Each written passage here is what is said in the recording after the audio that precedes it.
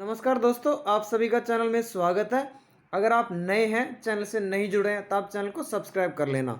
दोस्तों, इस वीडियो में हम लोग आरबीआई ग्रेड बी के लिए जो फेज 2 का जो इकोनॉमिक सोशल इश्यूज़ का जो पेपर होता है, उसके अंदर जो गवर्नमेंट स्कीम्स पूछते हैं उनको कैसे टैकल करना है, उनकी क्या स्ट्रेटेजी रहेगी और एक जो कैसे आपको कौन कौन सी मंत्रालय स्कीम्स कवर करनी है, एक जो अप्रोच आपको क्या अप्रोच रखनी है ताकि आपका जो टाइम भी अच्छे से यूटिलाइज हो सके और आपके जो मार्क्स हैं वो भी आ सके। दोस्तों, उसकी जो डिटेल्ड स्ट्रेटजी है वो शेयर करने वाला है आपके साथ में। स्कीम्स को कैसे पढ़ना है और क्या बातें आपको ध्यान रखनी है स्कीम्स पढ़ते टाइम। दोस्तों, अगर हम लोग इकोनॉमिक एंड सोशल इश्यूज के पिछले 2-3 सालों के पेपर देखते हैं तो ऐसा क्लियरली देखा जा सकता है, क्लियरली स्पष्ट है कि जो स्कीम्स का वेटेज है कम से कम 30 से 40% जो पेपर होता है स्कीम्स से ही पूछा जाता है। अगर हम इकोनॉमिक एंड सोशल इश्यूज़ के जो पेपर की बात करते हैं, स्कीम्स जो पूछी जाती है, जो फेवरेट जो टॉपिक है जहाँ से बार बार स्कीम्स पूछी जा रही है, एक है दोस्तों एम्प्लॉयमेंट जनरेशन। एम्प्लॉयमेंट जनरेशन का एक बहुत ही काफ़ी इंपॉर्टेंट सोशल इशू मुद्दा भी है हमारे देश में दोस्तों, तो काफ़ी ज़्यादा इंपॉर्टेंट है एम्प्लॉयमेंट जनरेशन। इतना बड़ा देश है, इतने ज़्यादा लोग हैं, तो उनके लिए कहीं ना कहीं एम्प्लॉयमेंट जनरेट करना काफ़ी ज़्यादा इंपॉर्टेंट है इकोनॉमिक सेक्टर्स के लिए दोस्तों। तो कहीं ना कहीं हम ये कह सकते हैं कि अगर एम्प्लॉयमेंट जनरेशन इतना ज़्यादा इंपॉर्टेंट है इकोनॉमी के लिए, तो एग्जाम में भी काफ़ी ज़्यादा वेटेज रहता है इसका इकोनॉमिक सोशल इश्यूज पेपर में। अगर आपको एम्प्लॉयमेंट जनरेशन की स्कीम्स पढ़नी है तो आप दोस्तों सबसे पहले जो ministry of rural and development है उसकी जो स्कीम्स है, जो पुरानी स्कीम्स थी दोस्तों, जैसे IRDP है, जो पुरानी जो 1980s में 1990s में 2000s में जो स्कीम्स थी, कुल मिला के उन जो पुरानी स्कीम्स को कई बार पैसेज के तौर पे दे के पूछता रहता है, तो आप उन स्कीम्स को स्पेशली जो मिनिस्ट्री ऑफ रूरल डेवलपमेंट है उसकी पुरानी स्कीम्स का आप कवर करके रखिए, क्योंकि अल्टीमेटली जो भी जो नरेगा स्कीम है पुरानी स्कीमों को ही मर्ज करके बनाया गया। लेकिन आप बैकग्राउंड से पढ़ेंगे तो आपको कहीं ना कहीं बहुत ज़्यादा फायदा होगा। नरेगा स्कीम कैसे आई, कहाँ से इसका ओरिजिन है, कौन से स्कीम्स को इम्प्लीमेंट किया है, कौन से स्कीम्स को मर्ज किया है। नरेगा स्कीम कंपेरेटिवली न्यू, अभी 2006 की स्कीम है, तो थोड़ा न्यू स्कीम है दोस्तों। लेकिन पुरानी जो पुरानी जो ओल्ड जो बहुत सारी एक बिखरी हुई कंपोनेंट्स थे, उन सबको मिला के एक नया एक इंटीग्रेटेड स्कीम कह सकते हैं एम्प्लॉयमेंट जनरेशन के लिए नरेगा स्कीम। तो जो पुरानी स्कीम्स है आप एक बार 1980s से ही कहीं ना कहीं एम्प्लॉयमेंट जनरेशन का जो है काफ़ी ज़्यादा फोकस किया गया था दोस्तों। जो उसके अंदर जो फोर्थ और फिफ्थ ईयर जो 5 ईयर प्लान था उसके अंदर काफ़ी ज़्यादा गरीबी हटाओ और एम्प्लॉयमेंट जनरेशन, पॉवर्टी एलिवेशन, ये सब काफ़ी ज़्यादा इंपॉर्टेंट मुद्दा बना था उस टाइम में। तो उसी जो फोर्थ और फिफ्थ ईयर जो 5 ईयर प्लान था, उसी टाइम से जो स्कीम्स है वो जो बेसिक वहाँ से स्टार्ट होता है, जो पॉवर्टी एलिवेशन के लिए काफ़ी ज़्यादा सरकार की जो भरपूर योजनाएं लाई गई थी उस टाइम से, तो उन्हीं योजनाओं का तो जब भी एम्प्लॉयमेंट जनरेशन की स्कीम्स पढ़ते हैं तो आप वहीं से स्टार्ट कीजिए, वहीं से आप अपना बेस बनाइए। फिर आप जो है लेटेस्ट स्कीम, जो भी लेटेस्ट डेवलपमेंट है, नरेगा है, उसके अलावा दोस्तों सेल्फ एम्प्लॉयमेंट की भी स्कीम्स हैं, उन सबको आप कवर करें।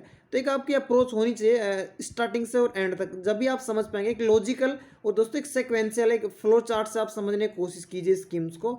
जब भी आप अच्छे स्कोर कर पाएंगे, जब भी आपकी जो अंडरस्टैंडिंग है, जब भी आपकी जो की पॉइंट्स है, जो की ऑब्जेक्टिव्स है स्कीम्स के, जब आप समझ पाएंगे। अगर आप रैंडमली पढ़ेंगे तो काफ़ी डिफिकल्ट होगा वहाँ पे एग्जाम में याद करना स्कीम्स को, गिवन द फैक्ट कितनी सारी स्कीम्स सरकार की भर भर की योजनाएं हैं, तो काफ़ी ज़्यादा एक बहुत ही एक बड़ा चैलेंज हो जाता है स्कीम्स को फेस करना एग्जाम में। और अगर मिनिस्ट्री ऑफ रूरल डेवलपमेंट के आप स्कीम्स कवर करिए, काफ़ी ज़्यादा इंपॉर्टेंट रहता है, स्कीम्स को बार बार यहाँ से पूछा जाता है। अगर नेक्स्ट अगले मंत्रालय की बात करते हैं हम, तो मेरे हिसाब से जो minister of micro small medium enterprises काफ़ी ज़्यादा, अब वैसे भी मोदी सरकार के जो मोस्ट ऑफ द इनिशिएटिव सब लोन देने वाले एंटरप्रेन्योरशिप टाइप से इनिशिएटिव्स हैं, तो कहीं ना कहीं जो अभी जो एम्प्लॉयमेंट जनरेशन की जो एक पहले जो वेज एम्प्लॉयमेंट के तौर पे दोस्तों, और कहीं ना कहीं सरकार जो है अपना एक अलग नज़रिया होता था पहले एम्प्लॉयमेंट जनरेशन का, लेकिन अभी जो मोदी सरकार है उन्होंने एम्प्लॉयमेंट जनरेशन के लिए कुल मिला के जो सेल्फ एम्प्लॉयमेंट उसके ऊपर काफ़ी ज़्यादा फोकस किया मोदी सरकार ने। लोन दे के लोग खुद एंटरप्रेन्योर्स बने। पहले की जो योजनाएं थी वेज एम्प्लॉयमेंट टाइप की थी, लेकिन अभी फिलहाल लोन दे के लोग सेल्फ एम्प्लॉयमेंट की तरफ जाए, लोग एंटरप्रेन्योर्स बने।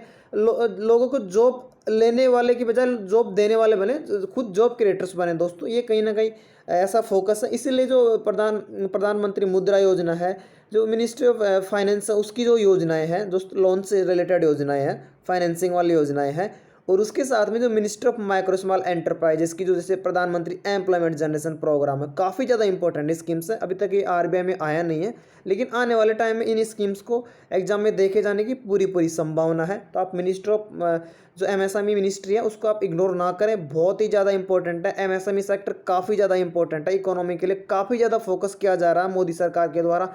बहुत सारे इनिशिएटिव्स लॉन्च किया जा रहा है एमएसएमई सेक्टर के लिए दोस्तों। टारगेट काफ़ी ज़्यादा है, कहीं ना कहीं हमें अगर बड़े लेवल पर अगर हमें लोग को एम्प्लॉयमेंट जनरेट करना है, हमारी जो ग्रोथ है उसको और ज़्यादा पिकअप कराना है, तो हमें जो एमएसएमई सेक्टर काफ़ी ज़्यादा इंपॉर्टेंट है। इसके लिए इनिशिएट और इसके सपोर्ट और हैंड होल्डिंग की काफ़ी ज़्यादा ज़रूरत है। ये आप देख सकते हो जो भी सरकार की जो पॉलिसी जाती है, जो अनवेल करते हैं पॉलिसीज, उनमें एमएसएमई सेक्टर काफ़ी ज़्यादा प्रायोरिटी, टॉप प्रायोरिटी रखता है इनफैक्ट मोदी गवर्नमेंट के अंदर।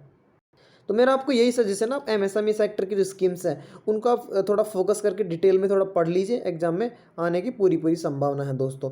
पॉवर्टी और एम्प्लॉयमेंट जनरेशन काफ़ी इंपॉर्टेंट सोशल इशू है, हमेशा एक हाइप रहता है। गवर्नमेंट, सभी गवर्नमेंट्स, एक्चुअल में कोई भी गवर्नमेंट अब तक एड्रेस कंप्लीटली इस इशू को कोई भी ऐसा कुछ कंप्लीटली एड्रेस करने में नहीं, बड़ा इशू है, छोटे टाइम में नहीं, काफ़ी लंबा टाइम लग गया, इसलिए हमेशा ये तो अभी करंट मुद्दा रहता है दोस्तों सभी सरकार के लिए। जो भी गवर्नमेंट्स आती है सभी जगहों पे काफ़ी बड़े लेवल पे डिस्कशन डिबेट्स होते रहते हैं एम्प्लॉयमेंट जनरेशन के बारे में, पॉवर्टी की जो डाटा है। उसके अलावा जो पॉवर्टी की जो पुरानी कमिटीज़ हैं उनके बारे में जो महत्वपूर्ण डाटा है, जो तेंदुलकर कमेटी है, रंगाराजन कमेटी, उनके जो इंपॉर्टेंट फैक्ट्स आप वो सब देख लीजिए। एक आपका ओवरऑल नॉलेज के लिए भी आपका जो स्कीम्स की जो बेटर अंडरस्टैंडिंग है उसमें भी काफ़ी ज़्यादा हेल्प करता है पॉवर्टी रिलेटेड डाटा।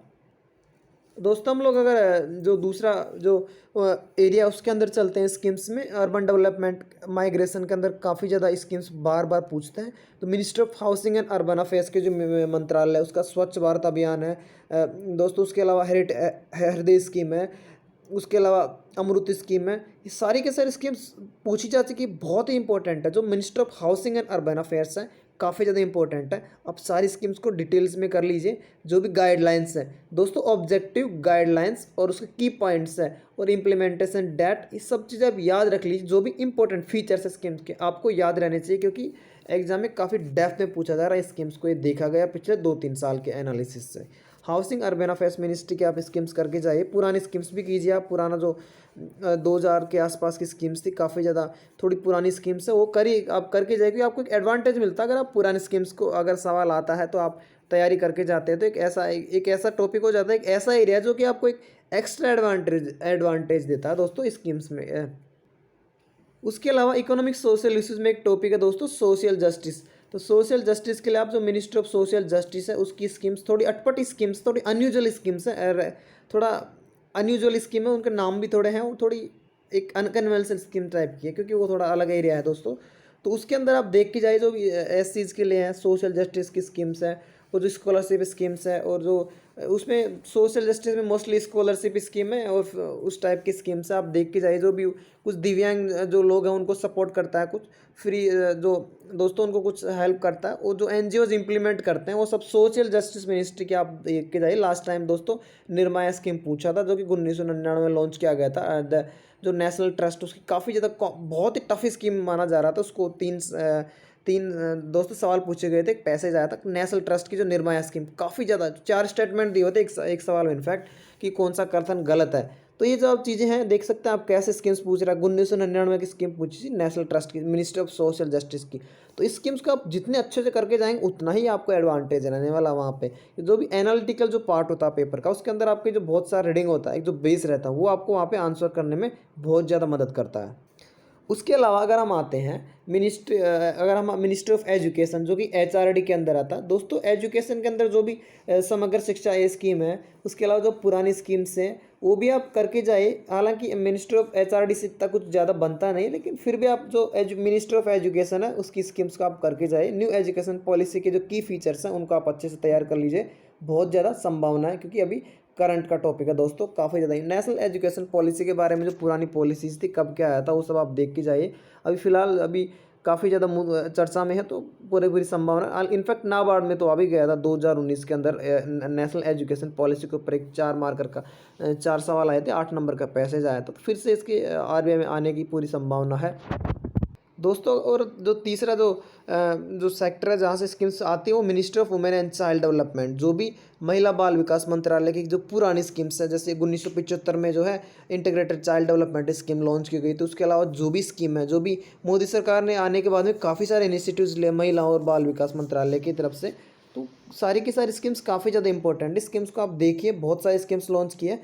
आप स्कीम्स को डिटेल में पढ़िए दोस्तों। अगर आप कुछ स्कीम्स के लिए आप पीआईबी को रेफ़र कर सकते हैं। इन पर्टिकुलर स्कीम का नाम सर्च करके आप गूगल में पीआईबी डाल के सर्च कर सकते हैं, तो आपको की फीचर्स एक बार आप पढ़ लेंगे। पीआईबी में थोड़ा डिटेल में दिया जाता है, थोड़ा बैकग्राउंड मिल जाता है। तो आप इस तरीके से ministry of women and child development की स्कीम्स को देख सकते हैं, जो कि काफ़ी ज़्यादा इंपॉर्टेंट मंत्रालय है। अभी फिलहाल जेंडर इश्यूज़ में जो है दोस्तों, जेंडर इश्यूज़ काफ़ी ज़्यादा चर्चा में रहते हैं। वुमेन्स के लिए जो स्टेप लेती है सरकार, वुमेन एम्पावरमेंट, ये सब जो है काफ़ी ज़्यादा इंपॉर्टेंट टॉपिक रहता है हमेशा दोस्तों। उसके अलावा अगर हम बात करते हैं ministry of health and family welfare, ministry of health and family welfare की भी बहुत सारी स्कीम्स है, काफ़ी सारे इनिशिएटिव्स, थोड़े पुराने इनिशिएटिव्स आप तैयार कर लीजिए। वही दोस्तों 1990 2000 के आसपास की जो स्कीम्स हैं, प्रधानमंत्री स्वास्थ्य सुरक्षा योजना, ये सब जो प्रधानमंत्री जन आरोग्य योजना, ये पूछा नहीं गया अभी तक, लेकिन कभी ना कभी आएगा, थोड़ा पुराना स्कीम हो गया है। और अभी जो नेशनल हेल्थ प्रोटेक्शन जो पॉलिसी है दोस्तों, जो नेशनल हेल्थ पॉलिसी है, वो 2-3 बार वही सवाल आ गया है एनएसपी के बारे में, जो की फैक्ट्स हैं। लेकिन जो हेल्थ सेक्टर की स्कीम्स हैं उनको आप तैयार कीजिए, उनके आने की बहुत बहुत ज़्यादा उम्मीद है।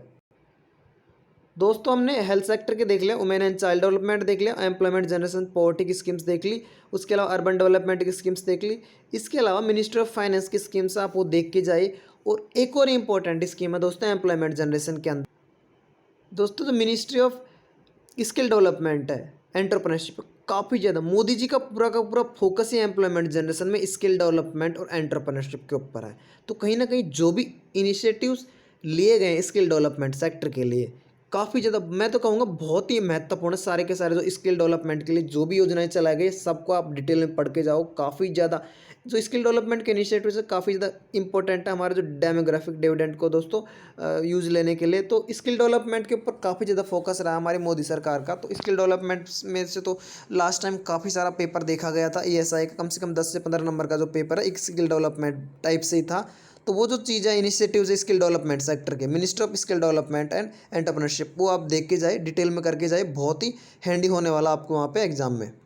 और दोस्तों कुछ ई गवर्नेंस इनिशिएटिव है ministry of electronics information technology के भी, वो भी आप देख लीजिए। जो डिजिटल इंडिया स्कीम है और थोड़े कुछ सेलेक्टिव प्रोजेक्ट्स है जो भी सिलेबस के रिलेवेंट है, वो आप देख सकते हैं। बाकी जो अगर और मिनिस्ट्रीज़ की बात करते हैं हम दोस्तों, बाकी मिनिस्ट्रीज़ कितनी ज़्यादा स्कीम्स इंपॉर्टेंट नहीं, कोई एक आधी स्कीम है। लेकिन ये जो मंत्रालय है, ministry of women and child development, ministry of health and family welfare, ministry of rural development, ministry of MSME, और उसके बाद में मिनिस्ट्री ऑफ दोस्तों फाइनेंस, ये मिनिस्टर ऑफ ट्राइबल अफेयर्स। हाँ, ट्राइबल अफेयर्स भी काफ़ी ज़्यादा इंपॉर्टेंट है, लास्ट टाइम सवाल देखे गए थे।